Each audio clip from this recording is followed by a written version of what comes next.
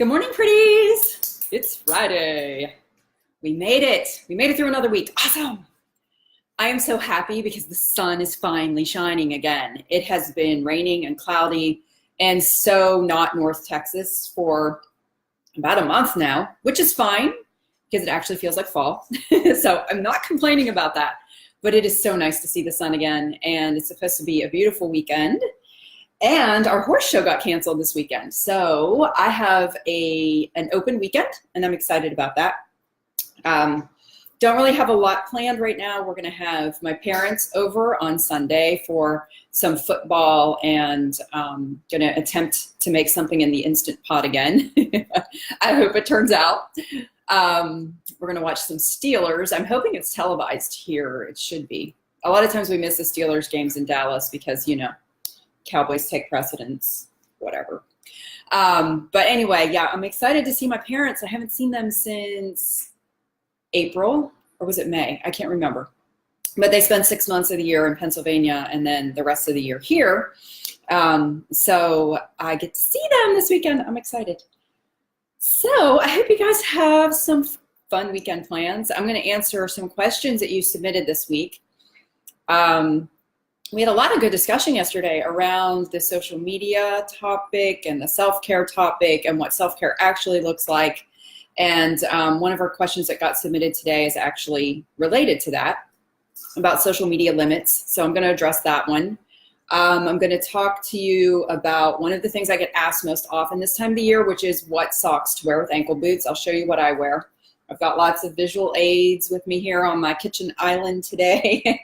I'm on my 4th cup of coffee, which is really unusual. I usually don't have 4 cups of coffee, so I'm going to be buzzing on caffeine today big time. I did not sleep last night. I get insomnia this time of the year, like right before the time change, and then after, my body's like, oh, we're not going to sleep anymore. I think it's just one of those lovely hormone things. One of the issues with being over 40, but I'll get caught up this weekend, hopefully. Oh, and it is Hell Week at Orange Theory this week. So Craig and I did our first Hell Week workout yesterday. So if you're not familiar with that, it's extra hard workouts for a full week. And you get a free t-shirt if you do 5 of the workouts in a week. I'm not going to get the free t-shirt this year. I've done it the past 2 years, but I don't think I'm going to get my 5 workouts in this time around, which I'm not really that upset about. Yesterday was hard. We had a rowing distance challenge, and Craig and I were partners in that. And if you follow me on my personal Instagram at Alison Lumbatis, when you saw that we rowed 10,870 meters as a team. So that was pretty impressive considering we are over 40. And I am a woman, but we did good. We did awesome. So I was proud of us, but somebody beat our record. So we held it for the 2-man team, I think, for most of the day. I don't know. I'll have to check back in again, but yeah, pretty awesome. So anyway, let's dive into questions, Q&A. The first question that I got asked this week that I wanted to address is about the social media limits. And the question was, one thing I struggle with as a stay-at-home mom is social media and limits. Not sure if you'd chat about it in a coffee chat. Yes, I will. But would love your opinions, how to set limits and how not to get sucked into it all day. This is such a good question. And I think this is something a lot of women struggle with. I think the first thing you need to ask yourself or remember is your why. Why do you want to limit it? Because if you can keep reminding yourself of that, then that's going to help strengthen your resolve. So whether it's to spend more time with your family, or, you know, spend time doing some more stuff around the house, or doing something more constructive, or if it's simply because being on social media makes you feel bad, then you really need to remember your why first off. The second thing you need to do is you need to replace it with something else. I think this is really important because if it's your default, if it's your go-to, if you're, you know, used to being on social media all the time, it's hard to break a habit when you don't have something to replace it with, right? And this really goes for anything, any habit that you might have and that you're trying to break. If you don't have something to put in that space, to put in that time, and you don't schedule it and make it really intentional, then you're going to default back to the thing that you've always done. So think of some things and maybe make a list again, you could use your do good, feel good list for this as well, of items that make you feel good that you can replace it with, whether it's, you know, taking a walk outside, taking your kids to the park, reading a good book that's uplifting. However you can think of to replace your social media time, then definitely have that. So remember your why and find something to replace it with. Next thing is schedule time for it and stick to your calendar. Again, this is where the hourly schedule comes in really handy. I hate social media. I've said this before. I love it for GYPO, and that's what I truly enjoy about it. But I set time in my calendar to do social media every morning. I carve out at least 15 minutes where I go through all of my notifications. I go through Facebook. I check in on my groups. I go through my Instagram feeds and just go through everything that I want to address. And then I have a blocked out time in the afternoon again where I can come back in and do it on a more personal level, like go through my personal feeds and just catch up on items of the day. You know, one of the things that I read recently in another group that I'm a member of is that a lot of women are starting to do what I was talking about yesterday, which is curate your feed. Some women are creating all new profiles. I don't know that you need to go that far, but only following the groups that uplift and inspire them, and cleaning up their feeds to take all that junk out that drags you down when you get in there. So, you know, be intentional about that too. Clean up what isn't making you feel good, if that's part of it, and then schedule some time, block the time out. Again, I can't say enough about doing an hourly schedule and having that routine in place, because then you say, okay, I get this amount of time per day to spend on social media, and then I'm done. And there are tons of tools out there that are going to help you with this. I know my latest iOS update is now sending me a weekly summary of how much screen time I'm spending on my phone, which is awesome because I can just kind of track that from week to week, and it shows me when I'm up and when I'm down. So, you know, it may be as simple as the latest update on your phone to do that.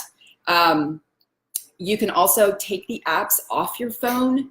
That way you're not tempted, like when you're out away from your computer and you have to do it on, you know, a desktop or a laptop, which is also going to limit your time because you're not always going to be in front of your computer. And I've done this before on vacations. I've just deleted all the apps off my phone. It's easy to get them back on there again and sign back in, but it just removes the temptation. Also, if you have notifications that pop up on your phone constantly, those are a total distraction. Turn off all of your notifications. If it's not your allotted time to be on social media, then turn those off, because you're going to be tempted if you keep seeing notifications come through. And I use this with email too. I get more sucked into email than I do social media. So I try to check on email like 2 to 3 times a day at maximum, and block my time out with email, because that is my big temptation. A lot of people also use social media as a procrastination tool, so it's keeping you from doing something, and I am guilty of this. If I have a blog post to write, or I have, you know, some big project to work on, my default is I'll just pop on Facebook for a few minutes, or, ooh, what's going on Instagram? But you can flip the script on this. Use the social media time as a reward after you finish the task at hand, and that will help you with your procrastination. Also, make a lunch date or a play date with real life friends. Getting out and talking to real life people and connecting on that level is going to keep you off social media, because it is so much better than being in the virtual world anyway. And lastly, remember, you are in control of your day. You are in control of your time. And if time is getting away from you, then schedule yourself. I know that as a work from home mom, that I don't have set hours in a day. I don't have somewhere that somebody's telling me I need to be. So it's really easy to get off track and to just start down a path that you don't need to be on. It's important to keep hours. You can keep hours for yourself, keep yourself accountable, make a schedule and stick to it. So I hope that helps you out. All right, so the next question that I got was a style question about workwear. So it's funny, you're gonna see in my reader survey, if you've signed up for my newsletter, if you follow Get Your Pretty on Monday, I'm publishing the results of the reader survey. And the funny thing about it is that we really have a split audience at Get Your Pretty on. It's like pretty much evenly split between women who wear workwear and women who wear casual wear. And because I work from home, I try to just represent my real life and all my casual wear. But we have a lot of women who do wear workwear too. So we're going to be working on some ways to give you more resources for that going forward. But this question is specific to workwear and about the style challenge. And she's asking about skinny pants and skinny jeans, and noticing that a lot of them in the style challenge are skinny pants. And she wants to know if pairing up an untucked or flowing top would be too much with flowing material, or does she need to have it more fitted or tucked in? My general rule of thumb with this is to keep your proportions either more fitted on top or more fitted on bottom. So if you're doing the loose flowy blouse, you're probably not going to want to do the loose flowy pant. If you're doing a more fitted tucked in blouse, then you may want to go with a wider legged slack or trouser pant or a straight leg pant. That's perfectly fine. You can always tuck a blouse into, I think for workwear, the tucked in blouse is a little more polished and professional than having something that's untucked. But you can certainly get away with, I'm thinking of a cute outfit in my head right now. I'd love to style this if I had somewhere to wear it. I'm thinking of a cute solid colored blouse that's maybe longer with some fitted ankle pants, a cute pair of kitten heels. Of course, leopard comes to mind, burgundy top, black pants, and then put a jacket over it. That's always going to be polished and professional. I also love seeing workwear tops tucked into pants with a leopard belt. That's always a cute look too. So just be mindful of your proportions. You don't want to have anything too loose that's like covering up your body too much, and you don't want to have anything that's just like too tight from head to toe. Keep it balanced out and watch for your proportions. All right, next question. This was an interesting one. What do you think of Beauty Counter and other MLMs in general and the non-toxic beauty movement? Is it worth it? Is it a racket? Your honest opinion. Okay, so I'm going to give my honest opinion. You asked for it, right? First off, I have not done much research into Beauty Counter or the non-toxic beauty movement or anything to do with this. So I am definitely coming at this from a perspective of talking out of my you-know-what. Sorry, but it's true. Because I don't know a whole lot about it. I am sure that there are many benefits to organic and eco-friendly and non-toxic and all of that good stuff, but I have not really researched it at this point, so I can't really speak to it. So my biggest piece of advice to you would be do your own research. If safe and effective products matter to you, then there are certainly many of them out there. You know, this is a big movement right now. I know there are tons of products on the market. You know, do your own research, figure out what's going to work best for you. And definitely, you know, I think that there are affordable options out there that maybe are a fraction of the cost of what you spend with some of these other places. I don't know. Again, just do your research on it. And since you asked my honest opinion on the MLM portion of this, I have gotten so many DMs, emails, comments, you name it, just in the past year alone, about products that I've featured on the blog, products that I've talked about in coffee chats, products that I've featured on Facebook. People ask me all the time, what do you use in real life? And I tell them. And then when I do that, I get these emails, comments, and DMs, typically from reps for these different brands that are telling me that I'm being irresponsible, that I am recommending products that cause cancer, that I'm going to get cancer, that my moisturizers, my sunscreens, my deodorant, you name it, are dangerous. And while I understand that there is some, you know, I guess there's some good in that, letting me know that, yes, I want to research these products. I want to know this. On the other hand, it feels a little bit like a scare tactic to me. And I think that's the problem that I have with it, is that I don't want, you know, I don't want to be judged for the products that I use. And I don't want to constantly be getting, like, I got so many DMs from someone on Facebook one time that I was like, I just can't do this anymore, over products that I was recommending. So that's my biggest issue with it, is the whole scare tactic portion of it and the judgment for the products that I use. I would certainly never knowingly recommend or use something that was dangerous, so know that. But there you go. That's my honest opinion. I was probably a little too honest with that one, but I'm always going to shoot straight with all of you and let you know exactly what I'm thinking about things if you ask me to. So anyway, moving on. Let's move on. Okay, let's talk about socks with ankle boots. I got these really cute ankle boots this week. I had not had a good pair of like cognac colored ankle boots in years. And I think I mentioned on a coffee chat a few weeks ago that one of the things that I was going to do is upgrade my ankle boots this year. So I'm excited because I got these pretty ankle boots and they were under $100. Actually, they were like $89, which is definitely, for me, a little bit of an investment. May not be for you, but that's my budget that I allot for things. But these are a nice pair of leather ankle boots that I got recently, and I love the color, and I'm already pairing them up with so many different things. And I did link these up on Facebook, and I'm going to do a like to know it post on Instagram so you guys can get links to any of this stuff if you want to. So I brought some visual aids with my socks. I'm going to show you the different types of socks that I pair up with my ankle boots. First off, the one I default to most often is my athletic socks, my little no-show athletic socks. These are great. They're thin, they're lightweight. I like a thin sock with my ankle boots. I usually don't do thick socks with them because they would be too tight, but I default to this most often. If you're not into the athletic socks, you can definitely do these too.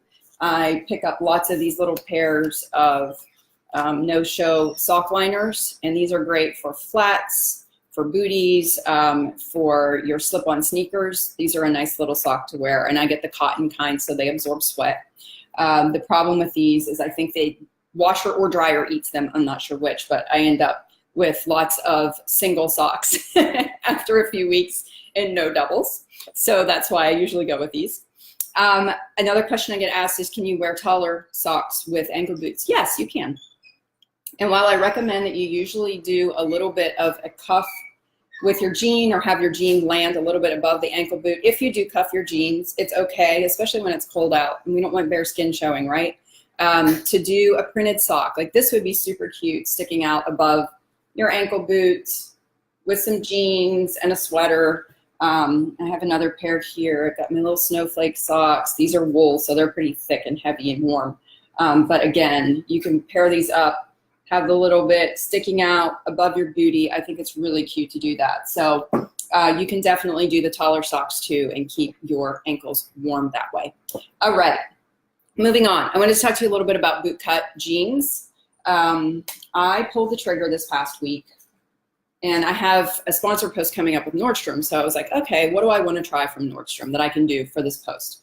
And you're going to have to forgive me. I did a flat lay with these products, and I hope and pray that you cannot see dog hair on either camera because they're covered in dog hair. I did a flat lay on the kitchen floor this morning, which is really gross. And my dogs were like wrestling on the floor, and I haven't run my Roomba yet today, so my clothes have dog hair all over them. It's so gross. All right, so I decided to try, I've heard so many good things about these, the Wit and Wisdom Absolution Itty Bitty Bootcut Jeans. And I put these on and I was like, oh my gosh, I totally get it now. They are so comfortable. They have just enough stretch in them. They hold you in. They're super flattering. I got the dark wash ones. I know there's a lighter wash too, but they didn't have them in my size. And I'm kind of glad I got the dark wash now because again, these are super duper flattering. So I highly recommend these if you're looking for a bootcut jean for fall and winter. I think, and I'm just going to throw this out there. This is a little sneak peek. I think I'm going to put some bootcut jeans on the winter challenge. I have 2 pairs now, and I'm looking forward to styling these up. So if you're wanting to try that out, then definitely sign up. I'll also have skinny jeans and straight jeans and all that other stuff on there too, but I think I want to try styling these. Okay, so I paired up a few other things with them. Of course, these boots look adorable with them.